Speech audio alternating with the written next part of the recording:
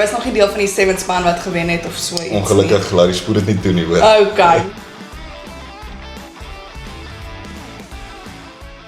Welkom by die eerste episode van Hier is ons. Vandag het ons 'n baie spesiale gas. Hy is Strella se golden boot.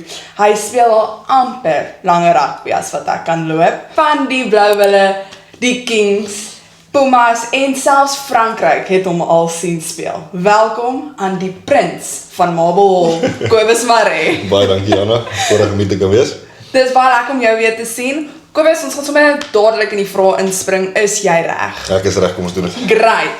So, jy het al 'n paar games in jou lewe gespeel, maar watter game in jou loopbaan staan vir jou uit en waarom is hy so spesiaal vir jou? Yes, kyk, ek raak nou 'n bietjie oud.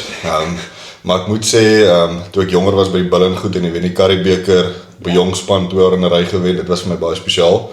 Ek dink omrede ou so sê is 'n ou werk so hard deur die jaar om daai doel te bereik en obviously nou toe ons in Rusland hier is saam almal en ons wen die Russian Cup, eerste keer in geskiedenis. Dit was groot. En die Super Cup, dit was nogal special, ja. Dit was lekker. Jy was nog nie deel van die 7 span wat gewen het of so iets. Ongelukkig, laat die spoed dit nie toe nie, hoor. Okay, nee, dis goed, maar dis lekker. Maar wat in daai Currie Cup games was vir jou soos 'n highlight? Soos wat ter oomblik het vir jou regtig gemaak wat jy besef het ons gaan wen? Was dit so 'n oomblik of was maar aan die einde vind jy uit? Ek dink, ja, dit was moeilik omrede ek daai tyd, ek het eers op vroeg ouderdom het ek al Vodacom Cup gespeel en goedjies. So ek het eers Woudies gespeel voor ek onder 19 gespeel het byvoorbeeld. So ja, toe het ons daai jaar 14 uit 14 gegaan en ja, toe het ons gewen. So dit was nogal 'n verrassing en dit was baie lekker. Ja, dis awesome. En nou voor hierdie groot games, jy het 'n game day temperament nodig natuurlik, maar ook wat is jou routine, jou game day routine om jou gereed te kry om met confidence uit te hardloop op daai veld, want ek kan aanneem dit vat nogals baie confidence om te gaan skop. 100%, nee, dit is ag ja, ek het maar so 'n klein roetinetjie, ek sal altyd my ouers bel en ja, my pa sal altyd sê kyk vir die drop calls vir al my ma en goedjies, so ek sal hier daar 'n bietjie moet werk aan dit, maar ek het nog geen drop call gesien. Ja, ek gaan 'n bietjie moet aanhou. Jy gaan moet wys. En ag ja, ek sal altyd my ma en my pa op my linker gewrig sit en met dieselfde onie speel vir 'n paar jaar. Wat se kleur is hy? Hy is pikswart. Hy is pikswart. Sterkte aan jou vrou eendag. Ja, sy het 'n bietjie was gedoen. Nou maar buite die rugby, jy wat nog jou vrou het nie gepraat daarvan. Hoe het jou sosiale lewe verander hier met die skuif na Rusland toe? Ek dink drasties het dit verander, omdat ek van 'n klein gemeenskap afkom, baie konservatief en goedjies, daar's nou nie soos nightclubs en daai buitelewe, almal sien nie die stadsliggies nie. So ja, toe ek hier aankom, is 'n heel ander lewe. Dit is baie lekker, ek geniet dit vreeslik en ja, is maar anders. Hier's baie liggies. Waar is jou gunsteling plek om te gaan kuier? Ek gaan sê 4 people. O, jette, nee, julle kuier te lekker daar. En nou vir baie van die ander spelers het ek al mee gepraat en vir my was dit ook so. Die skuif Rusland toe was makliker gemaak vir my om te weet ek kom en ek stap in by 'n rugby gemeenskap. Daar is nog Suid-Afrikaners. Was dit vir jou ook makliker? Het dit vir jou die proses ook makliker gemaak? Ek weet jy kom al van lank af en daar was baie ander Suid-Afrikaners destyds, maar hoe daai skuif vir jou gewerk? Ek dink ek het dit eers besef hoe belangrik jou Suid-Afrikaanse spelers en mense om jou is toe ek Frankryk toe gaan.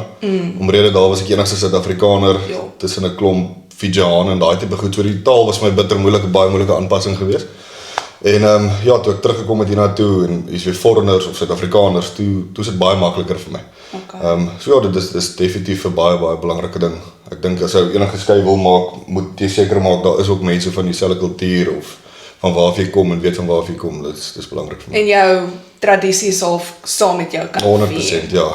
Ek weet julle geniet die elke nou en dan 'n braaitjie of 'n pot maak of 100%, so. dis baie belangrik. Nou, so via the grapevine het ek gehoor daar's 'n bietjie meer as net rugby speler agter jou naam. Ek het gehoor jy is 'n up and coming vlieënier. Wil jy vir ons 'n bietjie vertel van daai kursus en wat beteken dit vir jou toekoms? Yes, ja, kyk, ek het lank gevroeg met hierdie ding binne my wat om te doen na rugby. Ek meen ek dink baie ouens doen. Ja, want jy is nie seker waarheen jy wil gaan en wat baie gaan inpas nie. En toevallig het ek en my pa lank gesels. My pa was in die lugmag geweest. So dis ook taamlik 'n groot deel van my lewe en hoe ek groot geword het en toe besluit ek kom ek word 'n pilot. En ingeskryf vir dit, is taamlik moeilik.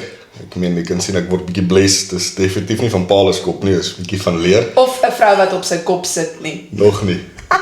Ook nie kussingstoot nie, maar maar ja, toe ek het ingeskryf en ek geniet dit vreeslik. Ek dink dis die naaste wat ek aan daai adrenalien kan kom van rugby. Ja. Daai opstyging, landing en wat die toekoms behels met dit, ek wil baie graag in krop spring ingaan. En dan bietjie cargo vlieg as ek 'n geleentheid kry om dit ook te kan doen. Okay, nou het jy 'n bietjie gevlieg toe jy nou in Suid-Afrika was? Ek het bietjie Dis gevlieg, lekker. maar nie baie nie. Daar was baie reën, so ek kan nou nie altyd vlieg nie. Maar ja, dit is lekker geweest. En hoe ver is jy in die proses en wat het jy al, wat kort jy nog? Ek is nou amper klaar met my PPL, my private pilot, en dan my laaste paar ure vlieg en dan gaan ek commercial toe. Wow. So dan sit ek nog so 8 vakke weer skryf en dan weer nog so 150 ure druk. So hierdie is nog 'n lang proses. Wanneer het jy begin? Ek het 2023 begin, dis my tweede jaar. Okay, so is daarom nog nie so lank. Ja, ek dink dit is al so 5 jaar om en by. Wow, ongelooflik. Dankie. Voor ons afsluit, het jy enige laaste raad, little nuggets wat jy met jong skoppers, spelers wil deel? Ja, daar's 'n paar, maar kom ons begin. Ek sal sê ouens moet nie vergeet van waar hulle kom nie. Al is jy in 'n klein skool en daai tipe ding, as jy hard werk en jou kop op die regte plek is, jy sal dit maak. En ja, as jy die kans kry om buiteland te gaan speel, doen dit.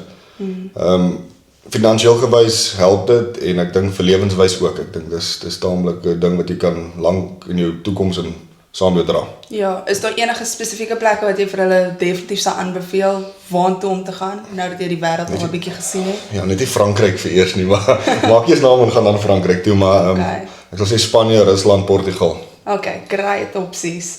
Baie dankie dat jy jou journey met ons gedeel het en vir ons 'n bietjie 'n ander kant van ou Koos gewys het. As jy die episode geniet het en graag van die ander Shafas wil hoor, onthou om te like en subscribe en sit daai post notifications aan. Hier is ons. Dankie. Cool.